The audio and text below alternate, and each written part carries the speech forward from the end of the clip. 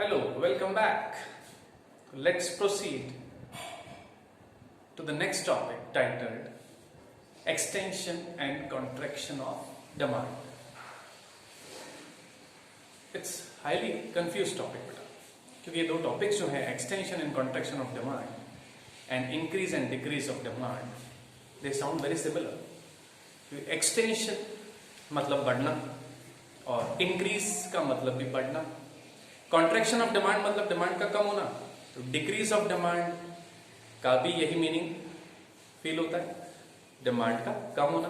तो extension and contraction और increase और डिक्रीज अगर हम डिक्शनरी में देखेंगे, इकोनॉमिक्स के एंगल से नहीं, हम वोकैबुलरी के एंगल से, वर्ड मीनिंग के एंगल से, तो they are very similar. But my friends, धोखा मत खाना जो कई स्टूडेंट्स खा जाते हैं. They are not the same, they are absolutely different concepts. तो आप ध्यान से पहले इनके ग्राफ्स देखें, मीनिंग सुने, इनका डिस्टिंग्विश बिटवीन देखें. आगे से आप कंफ्यूज नहीं रहेंगे, ये मैं गारंटी लेता हूं. तो लेट्स स्टार्ट. सबसे पहले हम पढ़ेंगे extension of demand and contraction of demand. पहले सुन ले इसकी definition. It refers to a change in quantity demanded caused by change in price alone, other factors remaining constant. यानी बेटा जो एक्सटेंशन और कॉन्ट्रैक्शन है उसका एक ही कॉज है, चेंज इन प्राइस. और अगर हम एक्सटेंशन की बात करें तो एक ही कॉज है, फॉल इन प्राइस. प्राइस गिरेगा तो डिमांड बढ़ेगा, उसको कहते हैं extension of demand. Contraction of demand का भी एक ही कारण है, rise in price, increase in price. Price बढ़ेगा, डिमांड गिरेगा, इसको हम कॉन्ट्रैक्शन ऑफ डिमांड कहते हैं. तो ग्राफिकली लेते हैं, फिर वापस से डिफाइन करता हूं, फिर हम इंक्रीज डिक्रीज ऑफ डिमांड के ग्राफ्स लेते हैं और फिर डिस्टिंग्विश बिटवीन लेते हैं. इनके कॉजेज भी हैं बेटा कि what are the causes of extension of demand, what are the causes of increase of demand, what are the causes of all these four. Okay, तो let's start.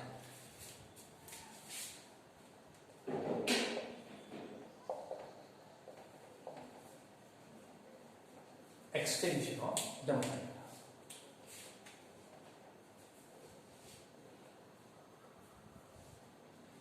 In this case, we just need a single demand curve. एक ही demand curve पे movement होगा बेटा.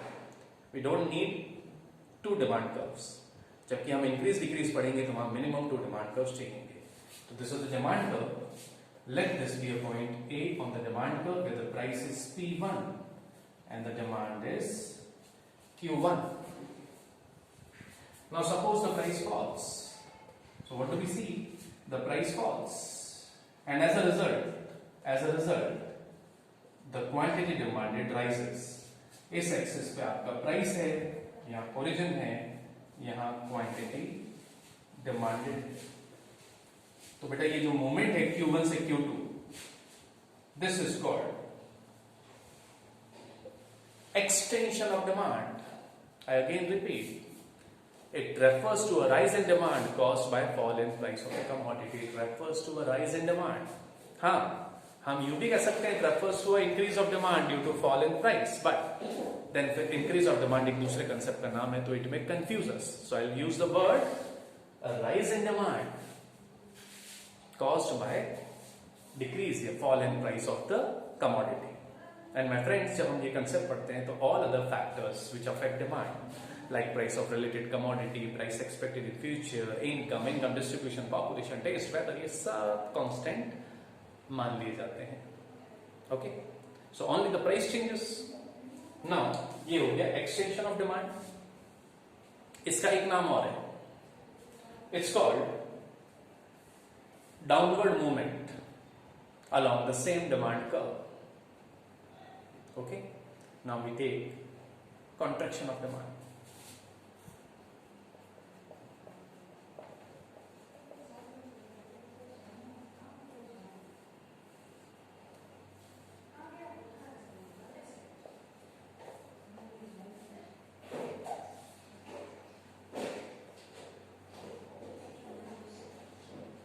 The price rises. When we go from A to B, the price rises. There is a rise in price, increase in price, and the fall in demand. I want to use the word decrease in demand क्योंकि वो confuse कर देगा. तो जब price के बढ़ने के कारण there is a fall in demand, this is called contraction of demand. इसको हम upward movement along the same demand curve भी कह सकते हैं। अब ध्यान से सुने बेटा, extension and contraction of demand यानी दोनों का जॉइंटली जो नाम है extension and contraction of demand has two more names. Extension and contraction of demand is also called movement along demand curve. क्यों बेटा? जब हम यहां ए से बी जाते हैं या यहां ए से बी जाते हैं तो we are moving along the same demand curve, तो this is also called movement along demand curve. Here there is a downward movement along the demand curve, here there is a upward movement along the demand curve। अच्छा, इसी concept का एक नाम और है, this is also called change in quantity demanded। change in quantity demanded यानी concept के तीन नाम हो गए बेटा, extension and contraction of demand, movement along demand curve and change in quantity demanded. And what are the causes?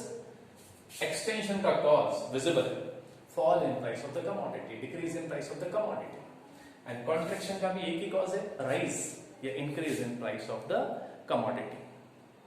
तो I hope आपको ये क्लियर हो गया, extension और contraction। हम इसको एक छोटे शेड्यूल से भी पढ़ सकते हैं। प्राइस और क्वांटिटी डिमांडेड 10 पे 500, प्राइस 8 तो डिमांड 700, प्राइस गिरा ये 10 पे 8, प्राइस गिरा डिमांड बढ़ा। तो this schedule, a small schedule, represents extension of demand, and this schedule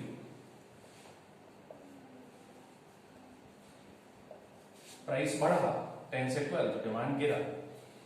small schedule which represents contraction of demand, extension contraction में price has to change बेटा, and all other factors are assumed to be constant। अब हम लेते हैं increase और decrease of demand का graph.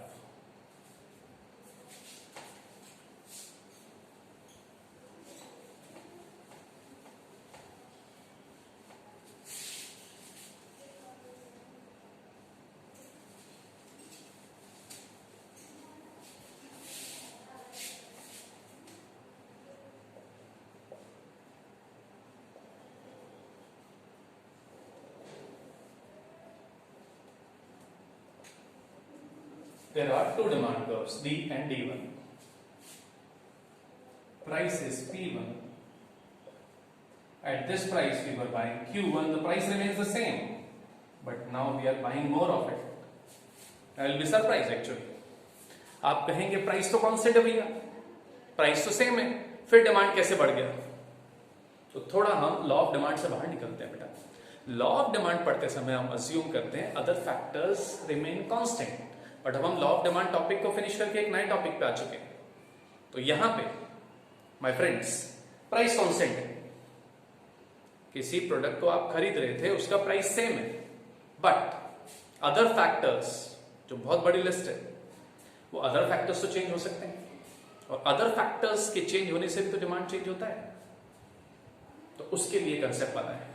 देखो, price change होने के लिए तो कंसेप्ट एक्सटेंशन कॉन्ट्रैक्शन है या लॉ ऑफ डिमांड है, but what if we want to study in a class कि टेस्ट चेंज होगा तो क्या होगा, इनकम चेंज होगा तो क्या होगा, फैशन चेंज होगी तो क्या होगा, पॉपुलेशन चेंज होगी तो क्या होगा। तो ये अदर फैक्टर्स के लिए ये कॉमन कंसेप्ट है बेटा। तो आप ये समझ लें कि एक प्रोडक्ट का प्राइस पहले जितना ही है, लेकिन इस कंज्यूमर की इनकम बढ़ गई, तो इनकम बढ़ने से परचेसिंग पावर बढ़ जाती है। आप अज्यूम कर ले कि भाई कंट्री की पॉपुलेशन बढ़ गई, प्रोडक्ट का प्राइस वही है लेकिन पॉपुलेशन बढ़ गई, तो what will happen? The demand will rise, the demand will rise. इसी राइज को हम कहेंगे इंक्रीज ऑफ डिमांड। क्या डिफरेंस है एक्सटेंशन से? 3-4 डिफरेंसेस ध्यान से देखें बेटा। वहां प्राइस यूज्ड टू चेंज, यहां price remains the same, P1। The price is not changing, the price is constant. अच्छा, वहां पे other factors were assume to be constant, यहां ऑल अदर फैक्टर्स और फ्यू फैक्टर्स में चेंज। यहां कोई कारण है ना बेटा, अदर फैक्टर के कारण ही तो डिमांड बढ़ता है गिरता है।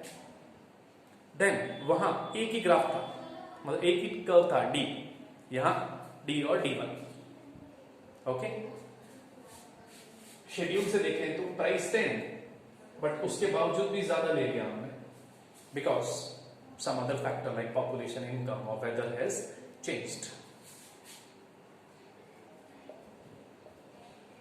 डिक्रीज ऑफ डिमांड, ये ओरिजिनल कर्व डी और ये D1 A और B P1, initially we are buying Q1 and now we are buying Q2. So again my friends, price same है ना, this is a straight line. The price is P1 but still the demand has fallen, decreased, because maybe the consumer's income has fallen, maybe the population has fallen, maybe the taste has deteriorated, something adverse or unfavorable has happened due to which the demand is falling. Here I again repeat, the price is the same, some other factor or factors have changed. Price is the same, पहले 500 ले रहे थे और 300 ही ले रहे हैं. अच्छा, इसके भी कुछ नाम हैं. ये जो इंक्रीज है इसको हम कह सकते हैं rightward shift of demand curve. ये डिक्रीज है इसको हम कह सकते हैं leftward shift of demand curve. और अगर हम टोटलिटी में बात करें तो increase and decrease of demand को हम शिफ्ट ऑफ डिमांड भी कह सकते हैं. और एक और नाम है चेंज इन डिमांड. वहां नाम था चेंज इन क्वांटिटी डिमांडेड, यहां है चेंज इन डिमांड. ये एक काम करते हैं, मैं दोनों जो कंसेप्ट हमने पढ़े हैं उसके नाम बोलता हूं. Extension and contraction of demand, तो इधर था increase and decrease of demand, इधर था मूवमेंट अलोंग डिमांड कर्व, इधर शिफ्ट ऑफ डिमांड कर्व. तीसरा नाम था चेंज इन क्वांटिटी डिमांडेड, तो इधर वाले कंसेप्ट का नाम था चेंज इन डिमांड. तो कुल 3 नाम है बेटा. ये तो लर्न करने पड़ते हैं कि this is also called, synonyms होते हैं ना. ओके, अब हम कॉजेस की बात करते हैं. तो अगर हम कॉजेस की बात करें बेटा, तो एक्सटेंशन का एक ही कॉज है, decrease in price of the commodity, fall in price of the commodity. Contraction का एक ही कारण है, इंक्रीज या rise in price of the commodity. But अगर हम इंक्रीज और डिक्रीज पढ़ते हैं तो there are many causes. Okay, but ये क्वेश्चंस भी अलग अलग लैंग्वेज में फ्रेम हो सकते हैं. जैसे कि एक्सटेंशन वाला ही क्वेश्चन पूछता हूं, they may ask you what is the cause of extension of demand. They may also ask you what is the cause of downward movement along the same demand curve. तो the answer is fall in price of the commodity. Same way they can ask you what is the cause of contraction of demand or what is the cause of upward movement along the same demand curve. The answer is increase in price of the commodity. Now इस question को कैसे पूछ सकते हैं? What is the cause of increase of demand or what is the cause of rightward shift of demand curve? तो causes बहुत सारे हैं बेटा. प्राइस तो कांस्टेंट है बट बाकी सारे causes आप सुने और पॉज करके आप चाहें तो पेन डाउन भी कर सकते हैं. तो I am discussing the causes of increase of demand और causes of rightward shift of demand curve. मैं उसी सीक्वेंस में बोलूंगा जिसमें मैंने आपको फैक्टर्स अफेक्टिंग डिमांड पढ़ाए थे. तो the points are, first, increase in price of substitute goods. Substitute महंगा होगा तो उसको छोड़ के हम जो गुड पढ़ रहे हैं उसको ही तो लेंगे बेटा. So the first point is increase in price of substitute goods. The second is decrease in price of complementary goods. Petrol का दाम वही है, कार सस्ती होगी. पेट्रोल के लिए कार कॉम्प्लीमेंट्री गुड है, कार सस्ती होगी तो कार ज्यादा बिकी. अब ऑब्वियसली जो कार खरीदेंगे खरीद तो रखेंगे नहीं, पेट्रोल की डिमांड उसी प्राइस पे बढ़ गई ना बेटा. तो I repeat the first 2 points. The causes of increase of demand, the causes of rightward shift of demand curve. First, increase in price of substitute goods. Second, decrease in price of complementary goods. Third, expected price to increase in future. Your price expected to increase in future. Fourth, increase in income. But this point is only for normal goods. So increase in income, bracket में for normal goods. Decrease in income, bracket में for inferior goods. Change of income distribution from uneven to even. Increase in population, favorable change in taste, fashion, etc. Okay, so these are some points. और इन्हीं points को उल्टा कर दें तो they will become the causes of decrease of demand, the causes of leftward shift of demand. Again सुन लें. Decrease in price of substitute goods, increase in price of complementary goods, expected price to fall in future. Decrease in income, normal goods. Increase in income, inferior goods. change of income distribution from even to uneven, fall in population, unfavorable change in taste, fashion, etc. So these were the causes of decrease or leftward shift of demand curve. तो आपको question बड़ा ध्यान से पढ़ना है बेटा, confuse नहीं होना है, क्योंकि अगर हम वर्ड्स पे जाएं तो एक्सटेंशन और इंक्रीज का डिक्शनरी मीनिंग एक ही होता है, बढ़ना, और कॉन्ट्रैक्शन और डिक्रीज का भी एक ही मीनिंग होता है, कम होना. बट माय फ्रेंड्स, एक बार वापस सुन लें. Extension contraction of demand refers to a change in demand caused by change in price alone. Extension और कॉन्ट्रैक्शन का एक ही कॉज होता है, change in price alone, other factors remaining constant.